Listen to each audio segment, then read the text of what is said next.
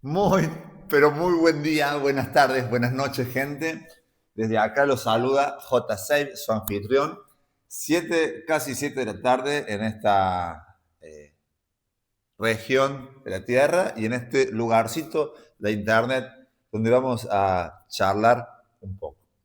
Bienvenidos a este primer mix, a este primer compilado de temas. No sé si llegaste hasta acá, cómo llegaste hasta acá, pero te quiero decir que sea lo que estés haciendo, puedas concentrarte, porque me tuve que concentrar yo también para darle un hilo, una continuidad y una... Es así. Los temas de conversación llaman a otros temas de conversación. Es un poco el concepto de la inercia. Un cuerpo en movimiento tiende a continuar el movimiento. Un cuerpo en reposo tiende a continuar en reposo.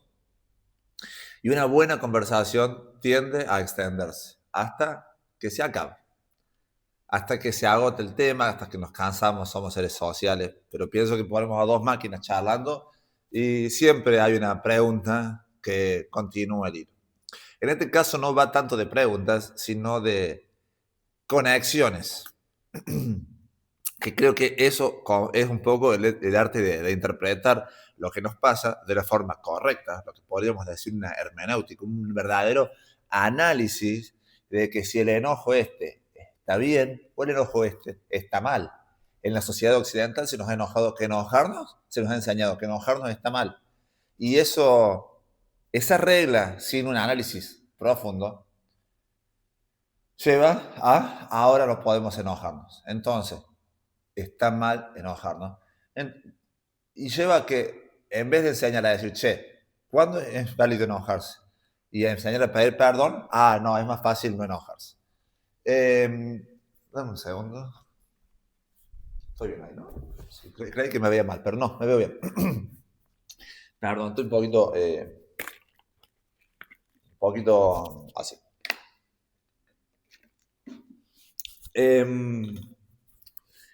El tema disparador, el tema con el que hace todo esto, es un comentario que escuché que iba más a cómo se organiza la sociedad en Grecia, que es en muchos aspectos la forma en la que se organizan las sociedades occidentales. Seguramente la tuya y seguramente y la mía también. Eh, pero Grecia tenía algunas características especiales. Por ejemplo, a nivel político no había un gobierno centralizado, sino que cada ciudad era un poco bastante autónoma, lo cual le daba un poder de claridad en cuanto a la visión de los problemas que era muy fresca, muy real, porque vos conocías los problemas de tu cuadra y yo conozco los problemas de mi cuadra. Yo sé cuál es la mayor necesidad y qué haríamos en mi cuadra con 100.000 pesos o $100. Vos sabés y harías algo totalmente distinto. Mientras uno tapa un bache, los otros señalizan y los otros ponen más seguridad. Son todos problemas totalmente distintos. Y un programa que aplica para muchos es ya desde su inicio ineficiente, porque sería como querer solucionar a todo el mundo regalándole una computadora o un auto 0 kilómetros, cuando hay gente que no tiene que comer. Los problemas son totalmente distintos. Pero bueno, eso nada que ver, era un poco, vamos con el tema, tocamos Grecia y nos vamos hasta la estratosfera, diríamos. Eh, Tema número uno, hablaba del discurso, de la palabra, este hombre que me parece bastante crítico, y yo decía, wow, qué bárbaro. Ya sé de dónde viene el tema. Está relacionado con esto que este tema de conversación que tiramos los otros días, tocamos los otros días, que era reaprender a leer. Y él decía, bueno, esto de los fonemas, de las palabras, que unir fonemas y leer la palabra, eh, el auto va a gran velocidad, eh, no es saber leer, saber pronunciar esas palabras. Es saber leer entender qué lo dijo. Si lo dijo una persona que es tranquila y que tiene 80 años, a lo mejor está tirándolo con una connotación negativa de que es peligroso. Ahora, si lo está tirando una persona en una carrera, seguramente iba muy rápido. Seguramente estaba en una recta final y estaba decidiéndose el torneo y por eso dijo, el auto iba muy rápido. Cosa que le da muchas veces la entonación, el lenguaje no verbal o paraverbal, y el texto no lo da. Entonces, saber leer es saber interpretar y no solamente pronunciar fonemas a través de la boca. Y yo digo, qué bárbaro, porque la palabra en sí, o sea, una palabra, vamos a poner la palabra peyorativa, P-U-T-O. La combinación de esas letras tienen un significado horrible. Pero la verdad que es simplemente una conjugación de fonemas, sonidos, y no hay un... intrínsecamente esa palabra no tiene significado. Intrínsecamente no tiene significado en sí. ¿Qué le da? Y que el que lo diga sabe con qué intención lo dice. Que el que lo diga sepa con qué intención lo va a escuchar el que lo recibe. Entonces, si yo sé qué significa para vos una mala palabra y yo la digo, eso lo convierte en una mala palabra. Cuando yo lo digo con la intención de que vos entiendas que es una mala palabra. De la misma forma, una palabra bonita. Para algunas palabras, a lo mejor el te quiero es mucho inferior a un te amo. No si tenemos un te aprecio mucho, te quiero mucho, te amo. Ah, son como distintos escalones que se los asigna la sociedad, la cultura, y no tienen un valor específico las palabras. Y palabras como pico, por ejemplo, en Latinoamérica, su significado va desde un beso, un pico de boca, pero no el famoso beso francés, hasta tener una connotación totalmente negativa, peyorativa, y no se usa porque es un insulto en países como Chile. Como Chile. Conclusión de esto, las palabras en sí no tienen un valor, una carga, si no la entiende el que la tira, el que la dice, y no la entiende el que lo recibe. Seguramente esto es parte de un análisis del lenguaje y de estos elementos del lenguaje, ¿no? Un medio, un mensaje, y cómo el mensaje no tiene valor si el receptor y el emisor no entienden de ese mensaje la misma cosa.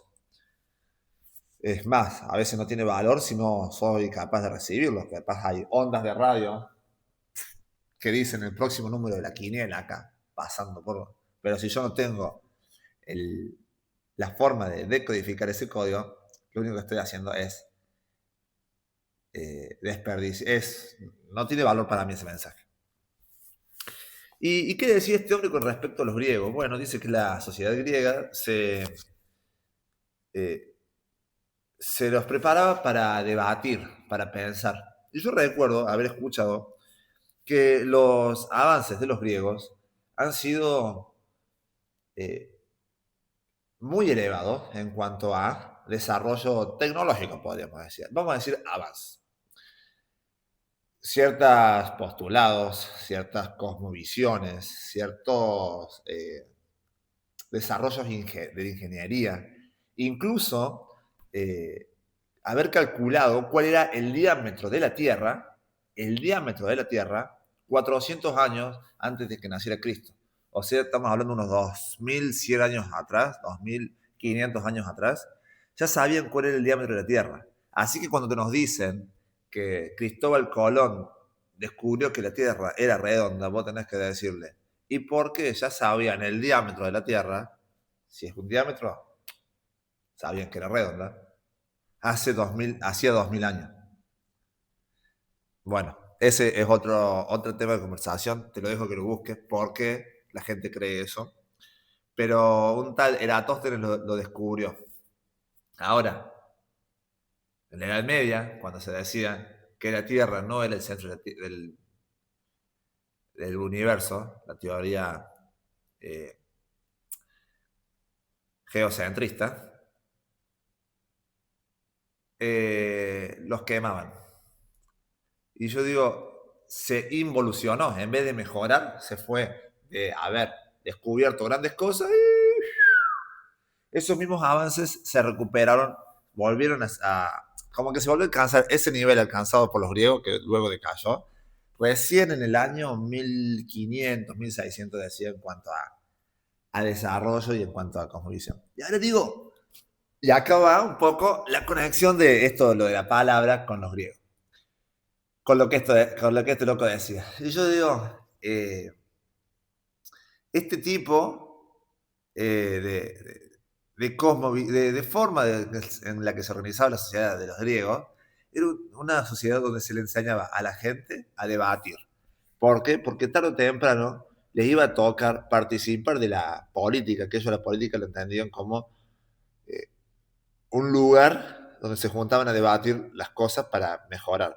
Entonces, para vos hacer política era juntarte casi con tus vecinos, era un encuentro vecinal de vecinos, donde solucionaban o veían cómo mejorar las condiciones de vida tuya y de tus vecinos, no del mundo. Porque la verdad que no podemos solucionar los problemas del mundo. Yo puedo solucionar mis problemas a duras penas, vos los tuyos a duras penas. Si nos unimos, capaz que solucionamos los nuestros, pero no podemos solucionar los problemas del mundo.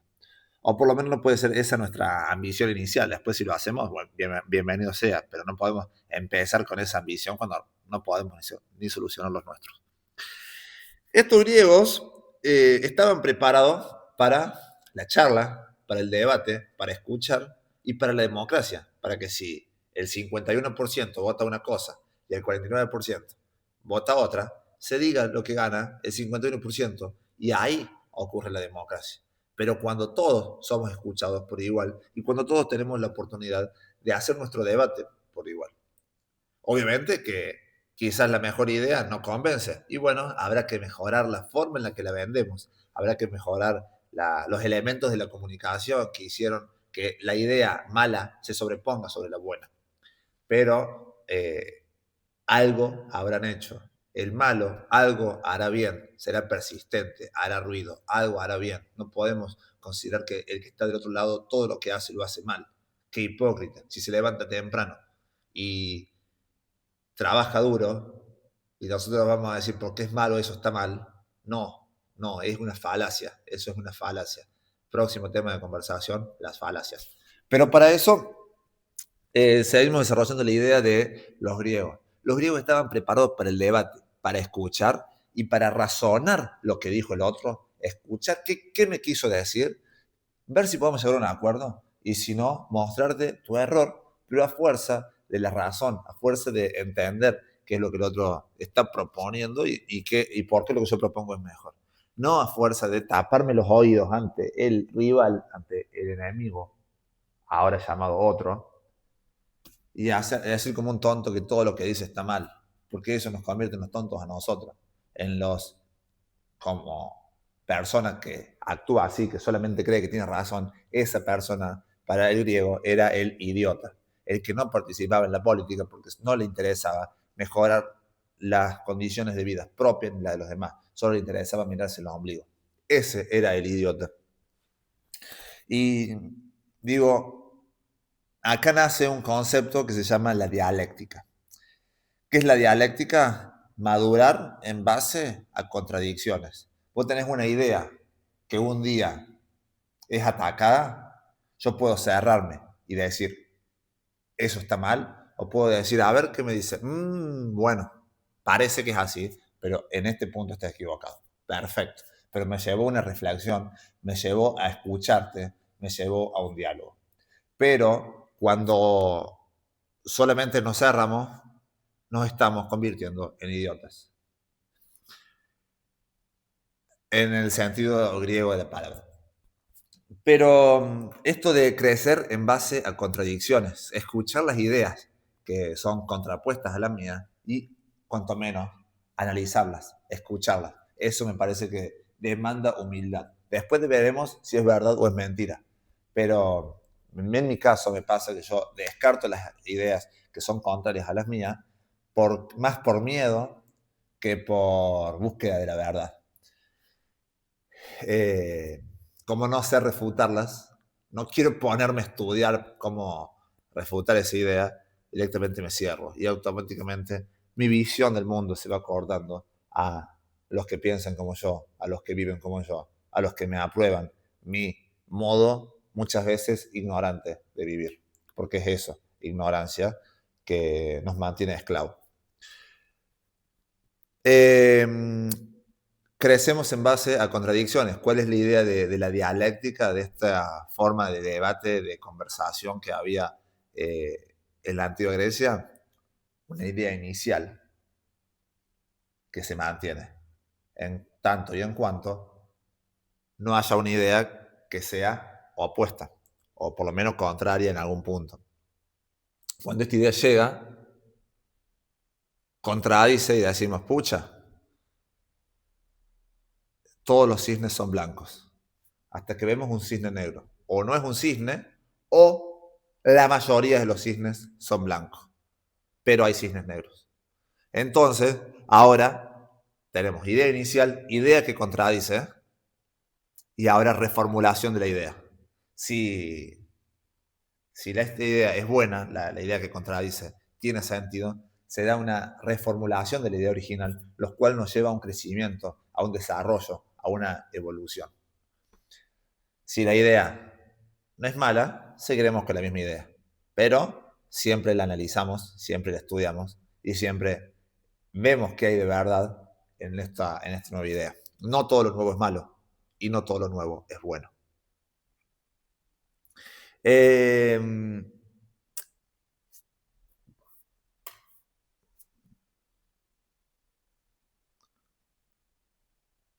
Hasta acá llegamos.